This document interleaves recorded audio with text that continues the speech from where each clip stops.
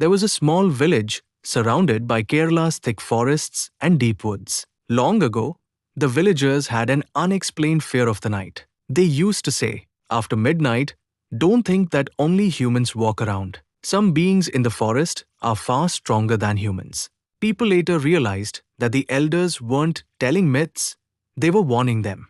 Odiyans looked just like ordinary people, but they carried a secret: the ability to transform into animals at night. Some believed it wasn't real transformation, but a terrifying illusion created by controlling their bodies, moving through darkness, shadows, and silence.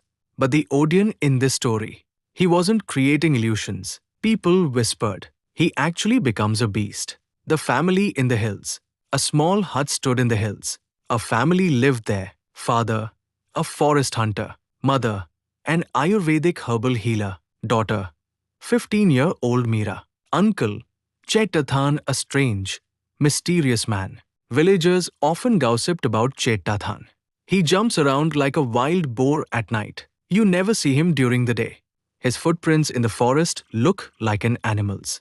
Many laughed hearing these. But Meera didn't laugh, because she knew something others didn't. Every 3 days, at exactly 2 a.m., Meera would suddenly wake up. From behind the house, she heard a strange sound: a human breathing heavily, mixed with an animal growling and baring its teeth.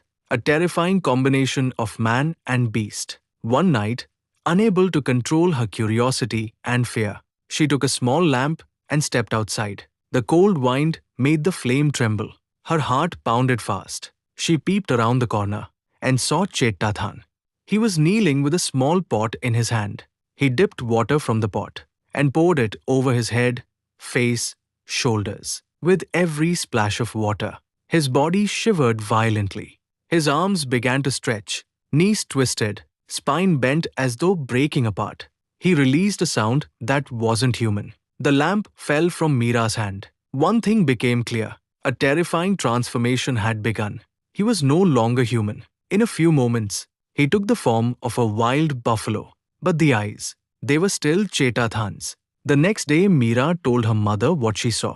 Her mother showed no surprise. She quietly said, "That's the reason we never spoke of it, child. Our family belongs to an ancient Odiyan lineage.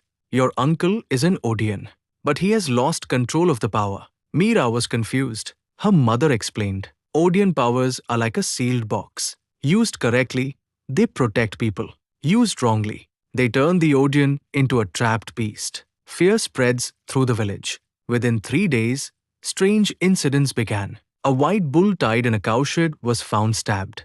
A woman was chased by a dark shadow. A man walking through the forest heard something huge dragging behind him. All these happened on moonless nights. Everyone said, "It's an Odiyan." But who is it? Meera already knew the answer. Chetathan grew weaker during the day. His eyes turned red, lips dry, body trembling. One night Meera secretly followed him. She saw him place his hand on a dead wolf. Suddenly, he absorbed the wolf's voice. From that night on, he no longer transformed into a buffalo. He was turning into a wolf. Within 2 days, several cows were killed. 2 young men were attacked. An elderly man went missing. The villagers held a meeting. The Odiyan must be caught. Kill him if needed. Old rumors pointed directly to Chetathan. But Meera realized something. Chetathan wasn't evil. He was trapped in a curse. Odiyan law says, if an Odiyan cannot control his beast form for 3 nights, he will be stuck in that form forever. Chetathan was on his 3rd night. On a moonless night, Meera took a lamp, a sickle, and her father's old knife, and walked into the forest. She had only one goal: bring Chetathan back. Suddenly the bushes shook. A massive black wolf with burning red eyes stood before her. It was Chetathan. When the wolf leapt toward her, Meera screamed, "Chetatha, it's me." Meera. The wolf froze for a second. Human emotion flickered in its eyes. Meera cried, "You can change back. Mother said the human inside you still exists." She raised the lamp. The wolf jumped, but didn't attack her. Something in her voice reached deep into his memory.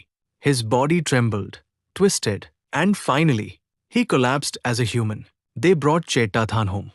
His body was wounded and burnt, but he had won a battle inside himself. However, the village didn't know the truth. To them, the Odiyan was still a threat. Chetathan whispered, I am no longer human, not fully beast either.